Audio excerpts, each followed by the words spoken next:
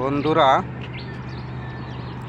আমি আপনাদের আগে অনেক মরিচের বাহার দেখাইছিলাম। মরিচ গাছের মরিচের, কাঁচা মরিচের, পাকা মরিচের।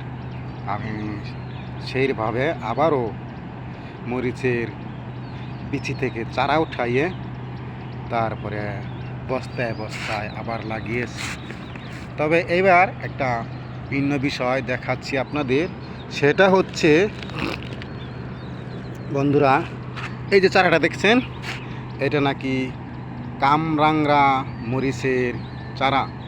তবে এই জিনিসটা আমি ওই বিচি থেকে এই চারাটা তৈরি করেছি। বাজার থেকে একটা কামরাংরা মরিচ পচা মচা ফেলে দিয়েছে, সেটা আমি নিয়ে এসে মাটির মধ্যে নিরকাশি দিয়ে পাড়াইয়া পরে দিয়ে রাখছিলাম। হাতে ধরি নাই, অনেক ঝাল।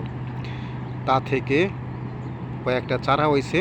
এই চারাটা অনেক পরিপুষ্ট হয়েছে। তার সাথে এই যে আছে, এই যে নিচে দেখা যায়, এই যে তারপরে এই যে একটা চারা আছে, এই যে চারাটা দেখা যায়। আর এগুলা কারেন্ট মরিচ চারা এইগুলো করছি। তবে বিষয়টা হইল এই যে আরও করছি, বস্তায় বস্তায় সমানেই লাগাইছি। এই যে দেখেন বন্ধুরা, এই যে।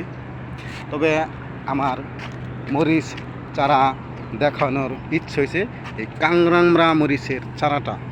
যদি ঈশ্বর এর মধ্যে ফুল ফলে ভরিয়ে দেয় তখনও আপনাদের আমি দেখাবো। এই হলো আমার ইচ্ছা। ধন্যবাদ বন্ধুরা, এতক্ষণ সঙ্গে থাকার জন্য।